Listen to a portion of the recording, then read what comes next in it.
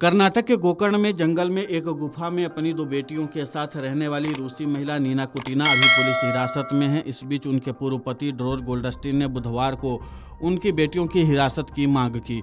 उन्होंने कहा कि वो अपनी बेटियों के पिता बनना चाहते हैं। गोल्डस्टीन इजरायली नागरिक हैं। गोल्डस्टीन ने कहा कि मैं बस अपनी बेटियों को हफ्ते में कुछ बार देखना चाहता हूं और उनकी देखभाल करना चाहता हूं।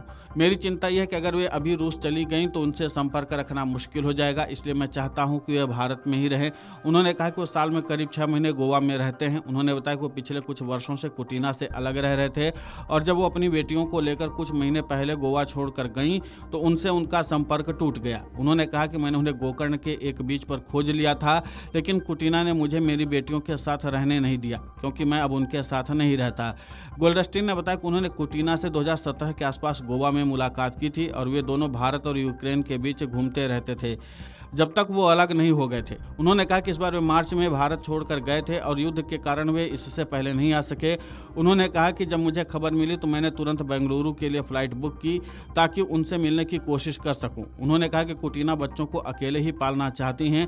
गोल्डस्टीन ने दावा किया कि उन्होंने शुरुआत में ही मुझसे कहा था कि अगर मैं उनके साथ एक ही घर में नहीं रहता तो मुझे उनसे संपर्क रखना नहीं चाहिए। कुछ महीने पहले वे जब गोवा छोड़कर गए तो गोल्डस्टीन ने पुलिस में गुमशुदगी की रिपोर्ट दर्ज कराई थी। उन्होंने कहा कि अब मैं साझा कस्टडी के लिए प्रयास करना चाहता हूं। गोल्डस्टीन ने कहा कि उन्होंने पहली बेटी के जन्म से ही कुटीना का समर्थन किया है। उन्होंने कहा कि मैं हर महीने उन्हें पैसा देता हूं और फिर यहां भारत में 6 महीने उनके साथ बिताने आता हूं क्योंकि बाकी 6 महीने मेरे अन्य काम होते हैं। साथ ही मेरा वीज़ा भी केवल 6 महीने का है।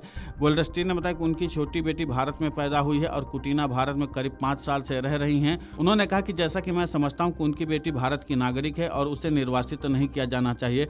कुटीना के साथ उनकी बेटियां प्रेमा और अमा 11 जुलाई को कुमटा तालुक के रामतीर्थ पहाड़ियों की एक एकांत गुफा में मिली थी। वे गोकर्ण की एक गुफा में रह रही थी जिसे इलाके में आए भूस्खलन के बाद पुलिस के नियमित निरीक्षण के दौरान पाया गया। उनके अनुसार महिला संभवतः गोवा से यहां पहुंची हैं। अधिकारी ने बताया कि यह भी पता चला कि महिला का वीजा 2017 में ही समाप्त हो गया था। वो कितने समय से भारत में रह रही हैं यह भी स्पष्ट नहीं है। नारायण ने कहा कि हमने एक साधु द्वारा संचालित आश्रम में उसके रहने की व्यवस्था की है। हमने उसे गोकर्ण से बेंगलुरु ले जाने और निर्वासन की प्रक्रिया शुरू करने की प्रक्रिया शुरू कर दी है। एक स्थानीय एनजीओ की मदद से रूसी दूतावास से संपर्क किया गया और उसे निर्वासित करने की औपचारिकताएं शुरू की गईं। बता दें कि गुफा में रूसी महिला और 2 बच्चियों के मिलने से हर कोई हैरान था। अब जानकारी सामने आई कि इन बच्चों का पिता एक इजरायली नागरिक है। रूसी महिला नीना कुटीना ने यह दावा किया कि उसने गोवा की एक गुफा में रहते हुए एक बच्चे को जन्म दिया था और उसके पिता एक इजरायली बिजनेसमैन हैं।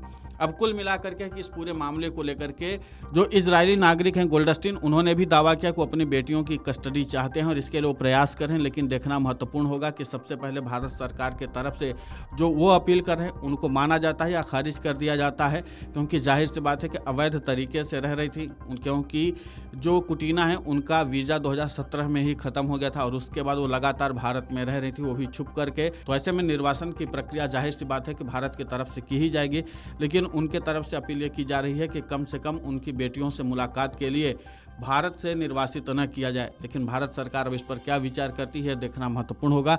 लेकिन फिलहाल स्थानीय प्रशासन की ओर से नीना कुटीना और उनकी 2 बेटियों को भारत से निर्वासित करने की प्रक्रिया शुरू कर दी गई है और इसी के साथ रूसी दूतावास से भी संपर्क कर लिया गया है। और इसके बाद अब देखना महत्वपूर्ण होगा कि कुटीना और उनकी 2 बेटियां जो हैं उनको निर्वासित करने की प्रक्रिया कब तक पूरी होती है और उनको वापस रूस कब तक भेजा जाता है।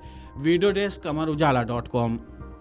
अगर आप ये वीडियो YouTube पर देख रहे हैं तो हमारे चैनल को सब्सक्राइब कर बेल आइकन दबाएं और Facebook पर देख रहे हैं तो हमारे पेज को लाइक करें।